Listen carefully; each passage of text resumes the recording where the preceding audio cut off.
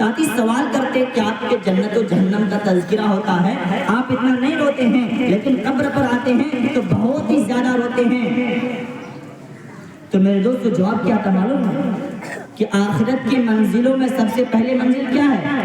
قبر ہے۔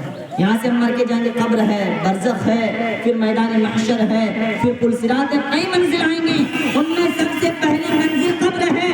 جس کا بیڑا یہاں پار ہو گیا اس کے بعد تمام منزلیں آسان ہیں۔ اگر یہاں جس کی گاڑی اٹک گئی، جو پھنس گیا، تو میرے دوستو سمجھو اس کا بیڑا غرق ہو گیا۔ اس لیے میرے دوستو جس کو جنت کی سرٹیفکیٹ مل گئی ہو وہ وہاں جا کے اتنا روتے تھے، آج ہمارا حال دیکھیں۔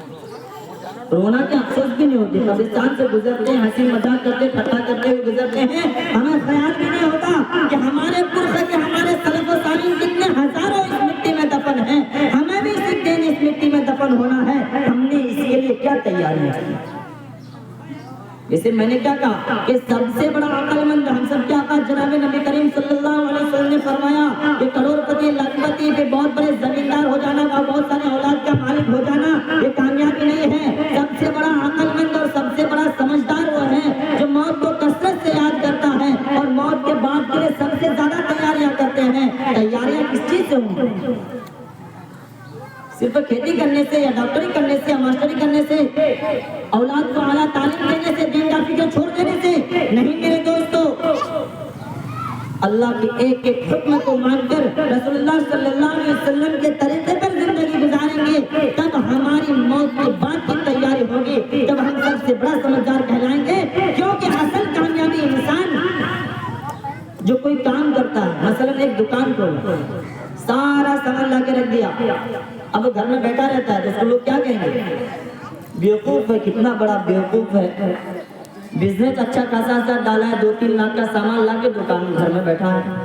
لیکن اگر وہ صحیح سے ڈیوٹی دے، فجر بعد جا کر کے صفائی کر کے دکان کھولتا ہے، وقت اگر نماز پڑھ لیتا ہے، پھر ٹائم پہ بند کر کے آتا ہے، کچھ کما لیتا ہے، تو لوگ سمجھدار کہیں گے جس کام کے لیے انہوں نے دکان کیا ہے، بزنس کیا ہے، وہ صحیح سے کیا کر رہا ہے، ادا کر رہا ہے۔ تو میرے دوستو ہمارے تو اس دنیا میں اصل آنے کا مقصد ہے، یہ 60 سال کی زندگی کروڑوں اربوں سال کی زندگی کی تیاری کے لیے ہے۔ اصل مقصد ہے وما خلقت الجن والانس الا لیعبدون، کہ ہم نے جن اور انسان کو صرف اپنی عبادت کے لیے، اللہ تعالیٰ اپنی عبادت کے لیے پیدا فرمائے ہیں، اور اللہ کی عبادت کر کے آخرت کی تیاری ہوگی، ہمیں جنت ملیں گی، پل صراط میں آسانی سے گزر جائیں گے، قبر میں منکر نکیر کا سوال ہماری زبان سے پھڑ کر نکل جائے گا۔ تو میرے دوستو اصل مقصد کے لیے جو کام کرتا ہے، ہم دنیا میں بھی اس کو عقل مند اور سمجھدار سمجھتے ہیں، تو جو شخص دنیا میں رہ کر کے اپنی آخرت کی صحیح سے تیاری کرے گا، دنیا والے اگرچہ اس کو تانا دے، کچھ بھی بولے، لیکن آخرت میں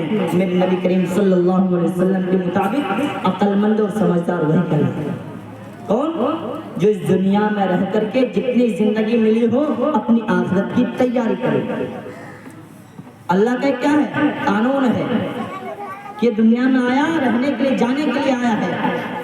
ہمارے پر کتنے ہزاروں کروڑ کتنے چلے گئے آدم علیہ السلام سے لے کر آج تک، ہمیں بھی ایک دن جانا۔ تو ہم اپنے گریبان میں جھانک کر کے دیکھیں، ذرا کبھی 2 منٹ نکال کر ٹھنڈے دل سے سوچیں کہ ہماری آدھی عمر گزر گئی، ہم نے کیا کیا، ہماری زندگی کیسی گزری، ہمارے جو معاملات ہیں، لین دین ہے، اس میں ایمانداری اور سچائی کتنی ہے، عبادات کتنی ہماری ہو رہی ہیں، ہماری زندگی سنت کے مطابق گزر رہی ہے یا نہیں۔ تو میرے دوستو اگر ہمارا کوئی لمحہ صحیح گزرے، اس پر اللہ کا شکر ادا کرتے ہوئے مزید اور ترقی کے اللہ سے دعا کیا کریں، اور اگر کوئی نافرمانی میں گزرے تو توبہ کریں اور آئندہ ایسا نہ کرنے کا عزم و عہد کریں۔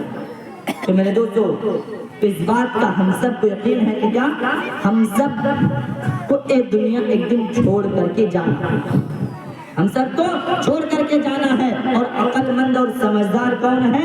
جو اس دنیا میں رہ کر کے آخرت کی مرنے کے بعد کی صحیح طور پر تیاری کرے۔ اور میں نے ایک حدیث پڑھی تھی، اذا مات الانسان انقطع عنه عمله الا من ثلاث، جب انسان مر جاتا ہے تو کوئی عمل نہیں کر سکتا۔ آج ہم زندہ ہیں، 2 روپیہ ہے تو کم از کم 8 آنا صدقہ خیرات کر سکتے ہیں، طاقت ہے کسی غریب کا مدد کر سکتے ہیں، اللہ تعالیٰ نے اگر جو بھی جس اعتبار سے کوئی بھی کار خیر کر سکتے ہیں، انجام دے سکتے ہیں، لیکن ہماری جسم سے روح نکل گئی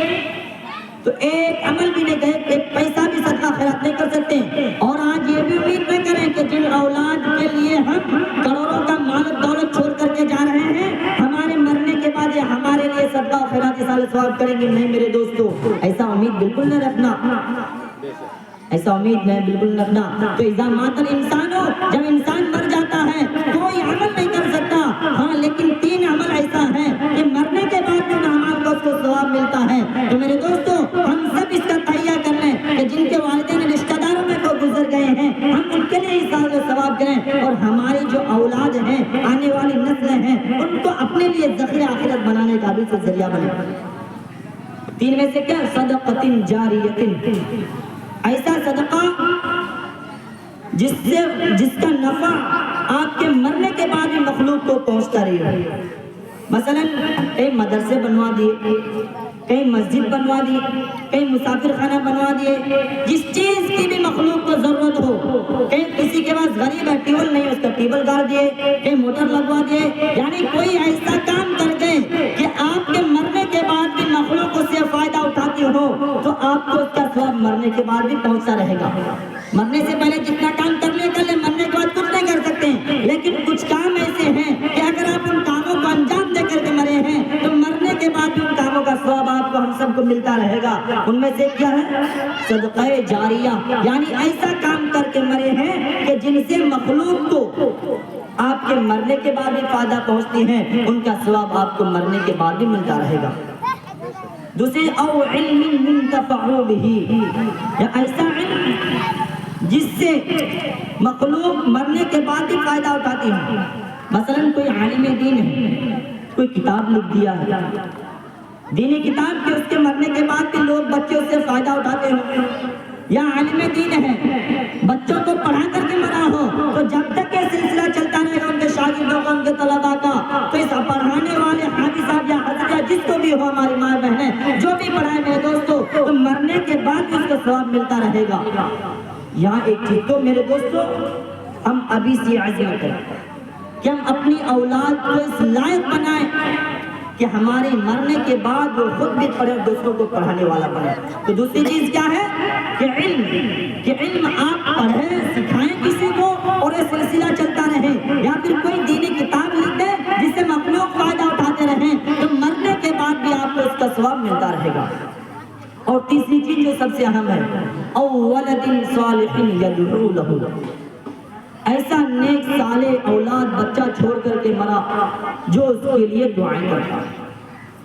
ہو سکتا ہے ہر کوئی مالدار زمیندار نہ ہو جو صدقہ جاریہ کرے، یا ہر ایک عالم دین نہ ہو کیا کرے جو بچوں کو پڑھائے، کتاب لکھیں، لیکن ہم میں سے اکثر 99% لوگ ایسے جس کو اللہ نے اولاد سے نوازا ہے۔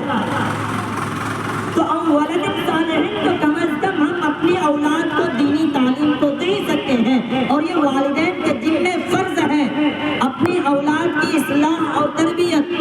ہم آج اپنے بچوں کی ناز و نخرے میں، پیار میں، لاڈ میں جیسا چاہے جو چاہے کرنے کا کھلا چھوڑ دیتے ہیں، لیکن جب بچہ 10 سال 15 سال ہو کر کے اسی ماں کے منہ میں تھوکتا ہے، گویا کہ میرے دوستوں نافرمانیاں کر کے ماں باپ کی خدمت نہیں کرتا، تو روتے پھرتے ہیں، ادھر ادھر شکوے شکایت کرتے پھرتے ہیں کہ میرا بچہ بات نہیں مانتا، پانی لانے بولتے لا کے نہیں پلاتا۔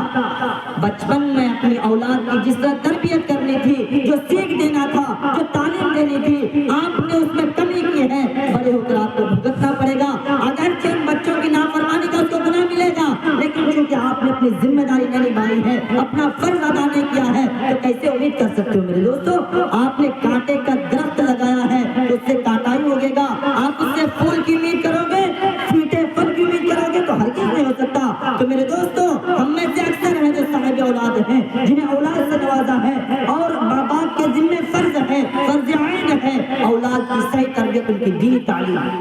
یا ایھا الذین آمنوا قوا انفسکم واہلیکم نارا، خود کو بھی اپنے آپ کو اور اپنے اہل و عیال کو جہنم کی آگ سے بچاؤ۔ وقودها الناس والحجارہ، دنیا میں ہم گیس جلاتے ہیں، لکڑیاں جلاتے ہیں، لیکن آخرت کا آگ لکڑی اور گیس کا نہیں ہوگا، بلکہ پتھر ہوں گے اور انسان ہوں گے جس سے آگ کو سلگایا جائے گا۔ اس آگ سے بچاؤ، ہاتھ پکڑ کے بچا لیں گے۔ آج اگر کوئی جلتے ہوئے کڑھائی میں گر جائے، آگ میں گر جائے، چلا کر کے اس کو کھینچ لیتے ہیں، اٹھا لیتے ہیں، دوائی کرتے ہیں، علاج کرتے ہیں، پانی ڈالتے ہیں، لیکن مرنے کے بعد کا جو آگ ہے، قیامت کا جو آگ ہے، وہ آگ علاج سے ہاتھ سے پکڑ کے کھینچنے سے نہیں بچے گا